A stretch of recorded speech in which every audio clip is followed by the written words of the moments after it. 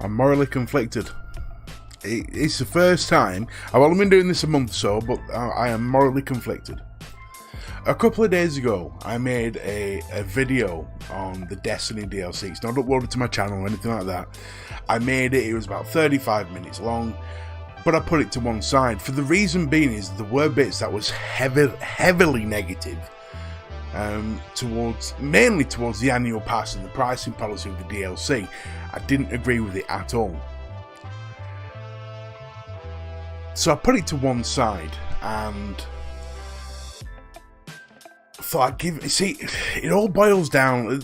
I know I'm rambling a little bit, but it all boils down to a saying that a wise man once said to me: if you're ever going to do something out of emotion, or like writing an email, write it, but don't send it. Read it again in 24 hours and see if those points that you've made still apply. That gets you out a lot of stuff, and it's got me out of a lot of grief in the past, because I wear my heart on my sleeve. I tend to go for things head on and go, "You son, you're a cock." But that's just me. On this occasion, I've actually taken that advice again and decided that I'm going to watch this video back and just see if it's worth uploading. I even put it out on Twitter and asked people's opinion, including people like Beard Grizzly, who have touched on the negativity side of YouTube, which I detest. I hate these videos that just stomp on people's products, that people have spent time and effort making just for the sake of stomping on them and being overly critical without actually adding some constructive criticism to it. They just want to be negative to get views. And if you're doing that right now, and if you're offended by this, I will guarantee you know exactly what I'm talking about, and I've just struck a nerve. And if that's you, either change your ways or piss off, one of the two. But that's just me. Freedom of speech and all that crap. But anyway, what I decided to do, I haven't scrapped the video completely. I've just decided to make another one and go through the good and the bad of the reveal, of the things where Bungie deserves a pat on the back, but then address this pricing policy and address this DLC madness that it blows my mind why they're doing it this way. So we're going to get into this proper deep. We're going to put our gloves on and we're going to shove it straight up their metaphorical rectum. So without any further ado, buckle your seatbelts and let's roll. So the first good point I'm going to talk about is it looks like we've got a couple of new areas. One of them is this, Tangled Shore, and the other one is Dreaming City. I hope I've got that right. It's like a right tosspot if I haven't. But anyway, it's nice that they're actually building areas that we've not actually physically been to before. I mean, I'm going to stop that there. When you look at the Warmind, it's done on Mars. We've been there. You look at Curse of Osiris, it's done on Mercury. Alright, we've not technically been there. Only people who are good enough at trials have been there. Tossers. But anyway, it's places that we've been. I'm going to put massive air quotes on that. But these look like new. Tangle Shore's the reef. We've technically been to the reef, or one little part of the reef, so you could say that. But Dreaming City's brand new. It's the home of the Awoken, and for that, awesome job. Finally, a new area, something that sounds amazing. Now, the other good point I'm going to talk about is the NPC design, because coming up, you're going to see these here. I mean, the fact that you've got melee ones that are swinging, God knows what them things are or how they're supposed to harm us in any way, but they're going to do some sort of damage. But the one thing I really liked was that design right there. That looks monstrous and evil as shit. And it goes back to what it was like when we first saw the Taken. The Taken were horrible. I hated fighting the Taken. Especially that little bastard that kept clawing itself every time you hit it with anything. And I'm just with the dart all over bastard and screaming. I mean, how is a fat bastard like me with slow reaction time supposed to shoot something like dots on the screen? Anyway, shut up, you. I'm busy. The wife. So yeah, we go back to the sort of dark storytelling, and to me that is awesome. You know, it's nice that we're finally going back there. The whole transition from Destiny 2 has literally been a fight to get back to Destiny 1, and it looks like this is no different here. That's the next point right here. Now, if you go back to pre-Destiny 1 concept art, you'll notice something that was revealed, or potentially going to be revealed, as moth people, which we all assumed was going to be the Hive. I assumed it, Bife assumed it, and all those people assumed it. That we just thought that they'd change the moth people to the Hive. But look at his head. Does that there not resemble a moth? It doesn't look like any fallen I've ever seen. Right, you've got the 4 eyes, but then I think this could be a new NPC type. Could be. We'll have to wait and see on that one. Point number 2. Now, from a good point, we go to what I feel is a bad point. Anyone who plays Destiny 1 might remember this. We had Archon's Forge in the Rise of Irons DLC, and one of the things you could do in Archon's Forge is grab this massive flaming axe and smash the ground with it. Now, apparently in the Forsaken we're going to get new powers. One of the powers with the Titan is a great big hammer that you smash and do a thing. The one thing I hate in anything, which Jim Sterling touches on quite often, is asset flipping. I can't stand it. I think it's the laziest form of game development.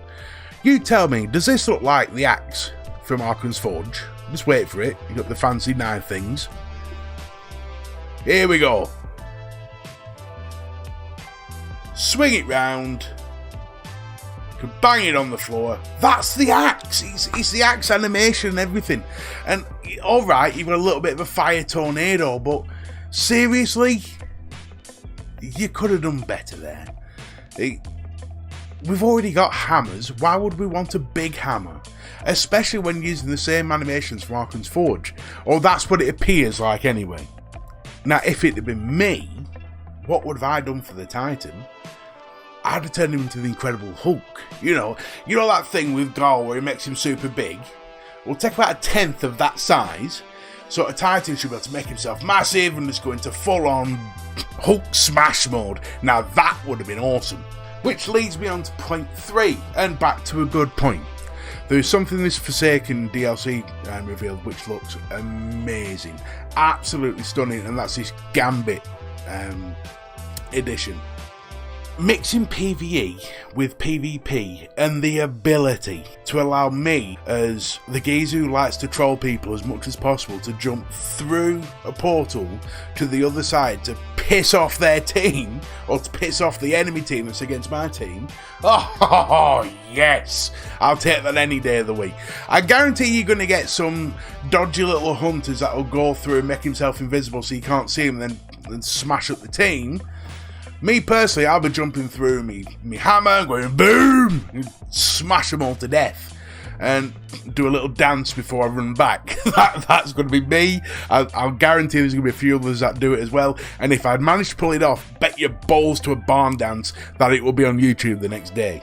So Gambit to me sounds absolutely superb. It really does. And to include this will go a long way to converting PvE players to PvP, or at least it bridges the gap between PvP and PvE, and maybe get some clans clicking together and get people playing in clans that wouldn't normally associate with each other. So yeah, awesome, well done. Okay, and lastly, my final point. No, Deej, go yourself. Sorry for swearing, and I'll probably put a beep in there when I'm doing that. Notice how he turns around and says, if you're the type of person who throws your money straight away, and he got that little glint in his eye, yeah, go. Look, this annual pass bollocks. The reason why I'm so angry about this, it's probably my own fault a little bit. When the imagery came out before this reveal, there was a little bit of text on the bottom that said you had to own both prior DLCs, Osiris and Warmine, for you to be able to own Forsaken. Now, Osiris is renowned for being the worst piece of shit ever attached to a Destiny franchise. And you take any, you Dark Below, House of Wolves, Taken King, any of them. The Curse of Osiris was by far the worst DLC ever made, in my opinion. But it's also in a lot of other people's opinion as well. Curse of Osiris was not worth the money that they asked for it. Warmind, although not as bad, was still piss poor. It was. I actually, my wife did create a new character, and we actually went through the full Warmind story again last night and completed it in less than an hour. Less than an hour. And they wanted 20 quid for that. 20 whole pounds. And now, to make life worse, to rub salt in the wounds, they want the player base to purchase those 2 DLCs before they can purchase Forsaken. Fuck you and fuck your price policy, because that is bollocks right there. Now, I honestly thought when I read that Bungie was going to do something solid here, because if I was in charge of Bungie, if this was my money on the line, I'd be saying, you know what, Guardians, we know we screwed up with Osiris. We tried to make up for it in Warmind. The story, we put our hands up with it. So what we're going to do for you is say, here's buy Forsaken and we'll give you a free annual pass, or we'll knock 50% off Forsaken for you if you already own those 2 DLCs. And that's why when I saw that text on the bottom of those images, I thought, you know what, they're going to do us a solid here. And then when I saw this, and for him to turn around and say, we included in this annual pass, is nothing like what you would normally get in a DLC. In fact, what we're going to do is charge you for shit we normally give you for free. Or that's how it came across to me anyway, and others I might add. It just begs belief, and I am so angry at Bungie right now of this, because it is wrong. Now, I say this with a caveat. There is still time, like at E3 and beyond, Guardian Con and all that crap, for them to turn around and say, you know what, here's another piece of the puzzle that we left out in the reveal. We couldn't tell you all this because it wasn't the right time, but this is the right time now. We're going to do this with the pricing. And they might come out and say, for anyone who's bought this, you can have this, blah, blah, blah. There's still time for them to make up for this or to turn it around. And if they do, I will personally apologise and upload it to it. I will apologise 100 times and upload it to YouTube naked. But I tell you now, it ain't gonna happen. It ain't gonna happen. Bungie has been renowned for cash grabs, and right now, more than ever, this looks like a massive cash grab. This annual pass, I would avoid like the plague, because it's not telling you anything other than a few bullet points, and they better expand on that at E3, otherwise they are up shit creek without a paddle, because I can't see anyone buying the annual pass. But to actually have this live right now, before even telling us what is in this annual pass, apart from what seems to be content we normally get for free, is criminal. And if you've already purchased this, I tell you now, you need your head checking. You really do. You will guarantee be on DJ's Christmas card list, and that's the list I never want to be on. There just aren't any more words for me to say about this annual pass bollocks. I hope they turn it round. I really do, because like I said, as a Destiny fan, I want this franchise to blow up. I want it to go massive. I want my clan back. My clan all pissed off from Destiny 2 when they realised there was nothing left in it. And this Forsaken has a real chance to bring them back, but this pricing policy, already one of my clanmates has turned around and said, do you expect me to pay 90 quid for a DLC? Because he'd have to buy the 2 previous. It's just not going to happen. And a lot of my clanmates are in the exact same boat. So, I really hope, I pray to the gaming gods right now, the gaming gods, make Bungie do the right bloody thing here and do something with this annual pass. What's your thoughts on this annual pass thing? What's your thoughts on the DLC? Get in the comments below and let me know. Do you think that I'm being a little bit over the top about it?